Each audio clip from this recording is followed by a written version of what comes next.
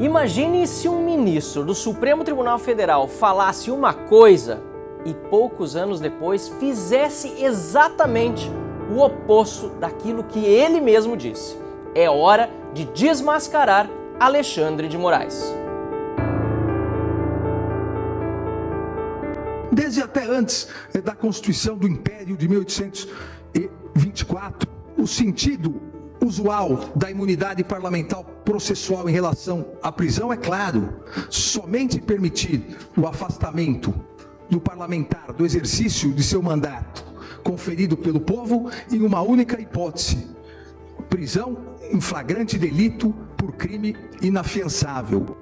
Pois é o que diz a Constituição. Mas esse mesmo ministro de 2017, agora, em 2025, mandou prender preventivamente uma deputada federal, sem trânsito em julgado, sem flagrante delito por crime inafiançável, sem respeitar o que diz a Constituição. Desobedeceu o que ele mesmo defendia não faz muito tempo. As imunidades parlamentares não podem realmente ser interpretadas extensivamente, mas não podem ser reduzidas, não podem ser ignoradas, não podem ser desprezadas, não podem ser interpretadas a partir de meras normas ordinárias, invertendo exatamente o que é uma garantia do Estado Democrático de Direito. Alexandre de Moraes dizia isso com convicção. Hoje, faz exatamente o contrário. A mesma imunidade que ele tratava como cláusula essencial para a democracia,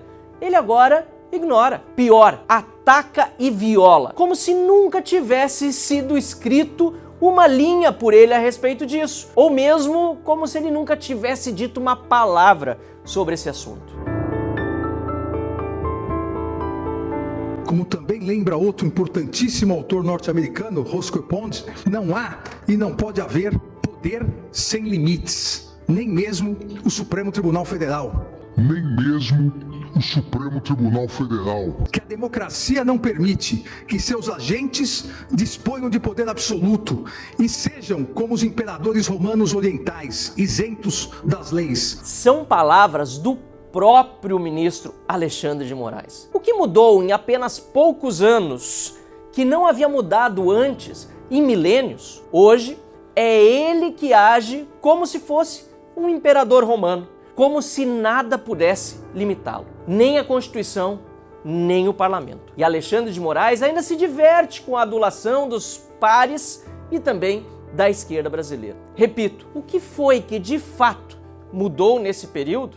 Esse perigo de confundir a interpretação constitucional, o ativismo judicial, com a inventividade ou o poder de apreciação ou a própria criação de legislação por parte do poder judiciário, já fora alertado lá atrás, alertado por John Locke, quando afirmou que quem coloca a sua própria vontade no lugar das leis, que são a vontade da sociedade expressa pelo legislativo, acaba por alterar o legislativo.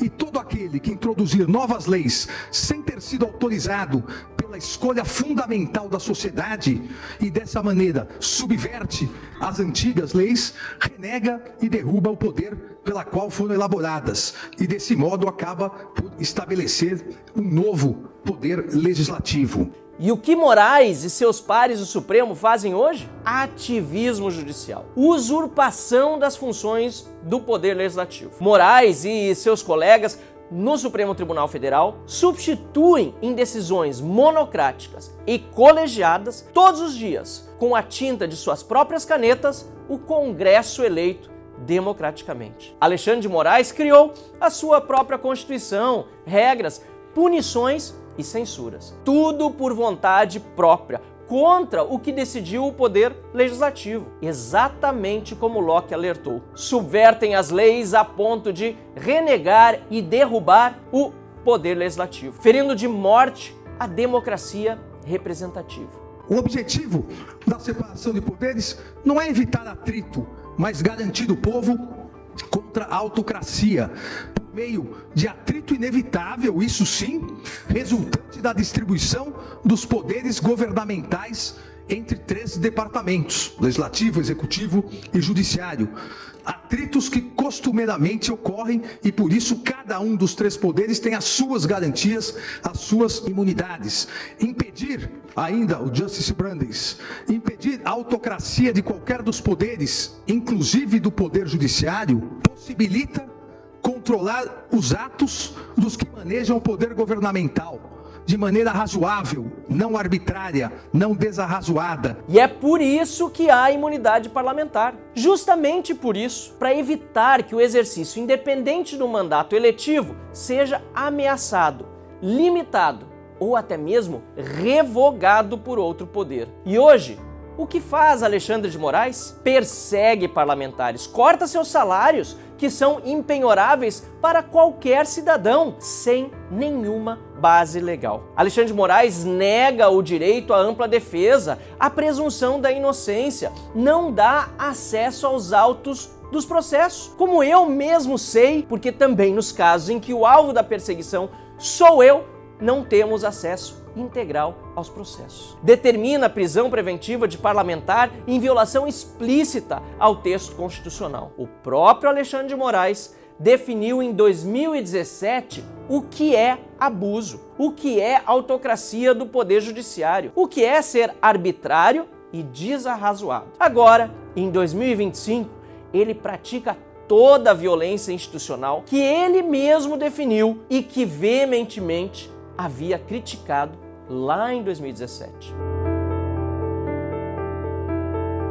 Só em 37 e 69 as imunidades parlamentares foram diminuídas, o que mostra que a diminuição de imunidades parlamentares se faz em momentos de exceção, de ditaduras, de tiranias.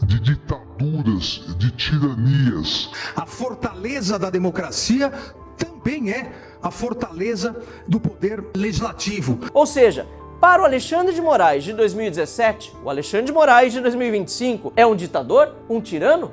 A pergunta, obviamente, é retórica. Não resta dúvida de que sim, estamos hoje em um estado de exceção. O que estamos vendo hoje é exatamente aquilo que o próprio Alexandre de Moraes descreveu como autoritarismo em 2017. A diferença é que agora ele é, de fato, o ditador. Basta perguntar a opinião de Alexandre de Moraes lá em 2017.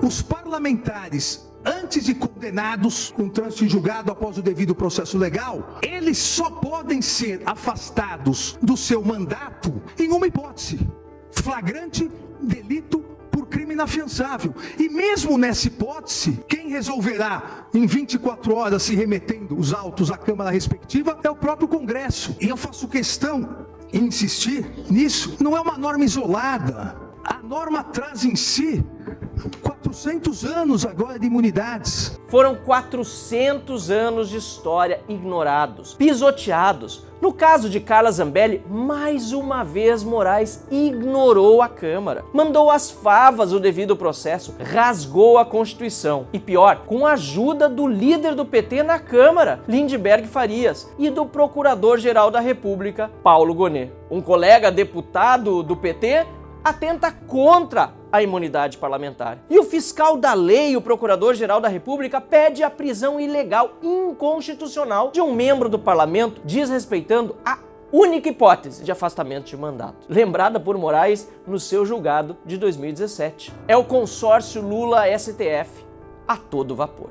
O Alexandre de Moraes de 2017 chamaria de autoritário, tirano, ditador o Alexandre de Moraes de 2025.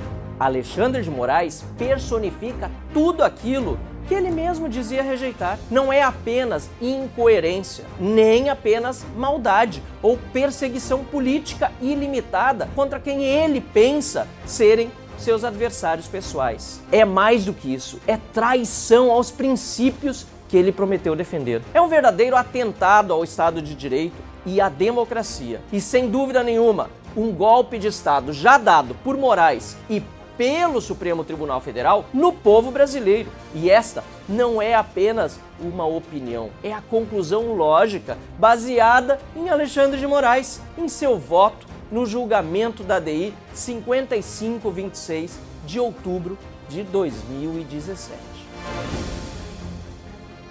Cabe apenas ao presidente Hugo Motta o poder de despachar esse requerimento e instalar esta CPI. O Brasil não pode mais tolerar silêncio diante de tanto autoritarismo. É preciso restabelecer o equilíbrio entre os poderes e acabar com a censura, a perseguição política, as violações aos direitos humanos e a agressão ao Congresso Nacional.